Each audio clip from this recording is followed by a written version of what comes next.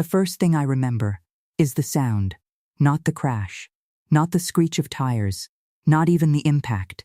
It was my own voice, shaking, desperate, echoing in the emergency room hallway as I begged my mother to come. "I can't walk, please. I need you." There was a pause. Then I heard piano music in the background, and my mother sighed, like I had just interrupted something small. "Honey, I'm at Emma's recital. It's important. Just call an Uber." And then she hung up. That was the moment something inside me began to break. Not loudly, not all at once, just quietly, like something I had believed my whole life, starting to fall apart. I grew up thinking I had a normal family. From the outside, we looked like one. Nice house, good neighborhood. My dad coached on weekends. My mom helped at church events. People admired us. But inside that house, things were different. My younger sister Emma was the golden one. Piano recitals, applause, attention. Everything revolved around her. My older brother had his own spotlight too. And then there was me, the independent one, the responsible one, the one who didn't need much. That's what they always said. And for a long time, I believed them. So I didn't ask for help. I worked through college, took loans, worked weekends. I paid my own way. And even after I moved out, I kept showing up for them. Driving my mom places, helping my dad with his work, watching their dog, running errands. I thought that's what love looked like. Being useful, filling the gaps. Let me pause for a second. Because this part matters. I was the one who always showed up. The one who helped, the one who gave. And in that hospital bed, for the first time in my life, I needed them. And they didn't come. I spent 11 days in that hospital. 11 days. Surgeries. Pain. Breathing exercises. And silence. No visits. No calls. Nurses would ask, "Is your family coming today?" And I would smile and say, "They're just busy." I lied for them. Even then. My friends came. A coworker brought me a care package. A friend drove hours just to sit with me. But my parents, 40 minutes away, did nothing. When I finally went home, I could barely walk. Every step hurt. I needed a walker just to move across the room. A friend helped me inside, made me tea, checked my mail. And then she handed me an envelope.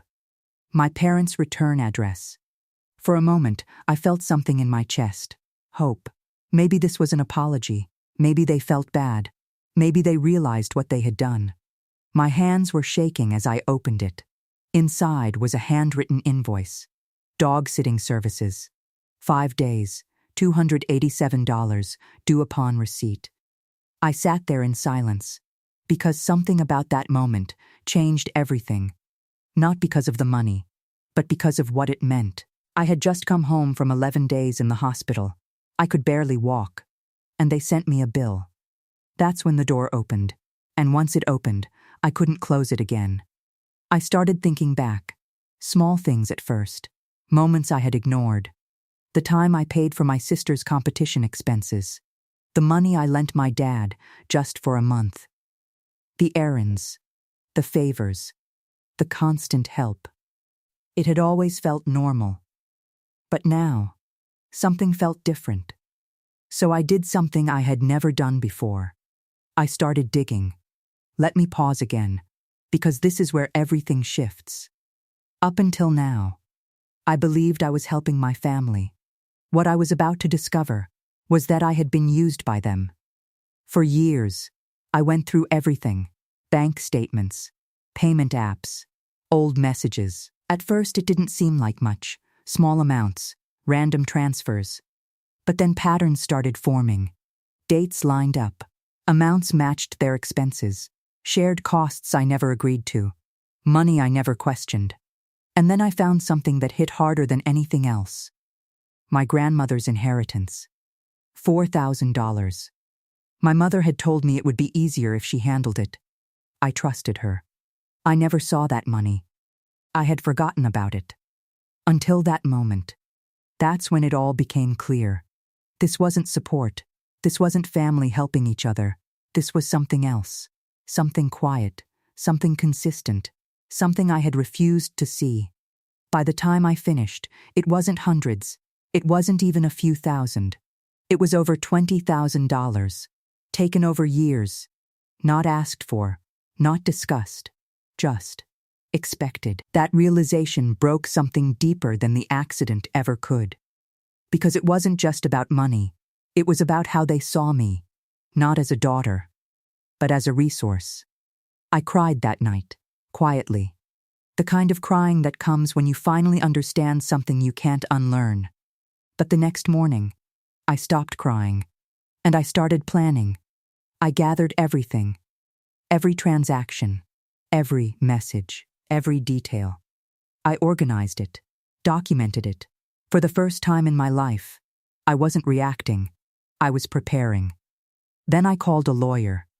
Even saying that felt unreal. Because people like me don't do that. We forgive, we stay quiet, we make excuses. But I was done.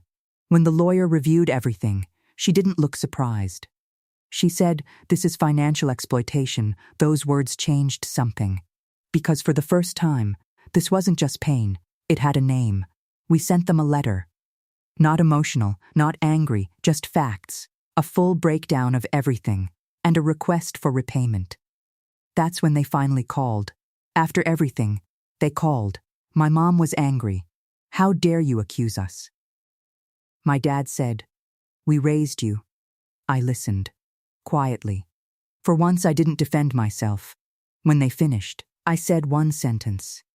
"You don't get to bill me like a stranger, and then claim me like a daughter." Silence. Then anger. Then guilt. The same patterns. The same tactics. But this time, it didn't work. Let me pause one more time. Because this is the turning point. Nothing changed about them. What changed was me. They refused to pay. So we moved forward legally. It wasn't dramatic. It was slow, precise. But it worked. The evidence was clear. The patterns undeniable. In the end, they agreed to a settlement. Not everything, but enough. Enough to matter. Enough to make it real. And because of everything that followed, legal fees, financial pressure, they were forced to make decisions about their home. Decisions I never imagined would happen. I didn't feel happy. Not at first. Because this wasn't the family I thought I had. But then something unexpected happened. I felt light. For the first time in my life, I wasn't carrying them anymore. Not their expectations, not their needs, not their version of me. I paid my medical bills, closed every shared account, changed every password, blocked every number. And I moved forward. People sometimes ask me if I regret it, if it was too harsh, if I should have just forgiven them. I tell them this. They sent me a bill when I couldn't walk. They showed me exactly what I was worth to them. All I did was finally believe them. And the moment I did, everything changed. The invoice is framed now, not out of anger, but as a reminder of the moment I chose myself. $287. That's what it cost them, to teach me my worth. Turns out, I was worth a lot more.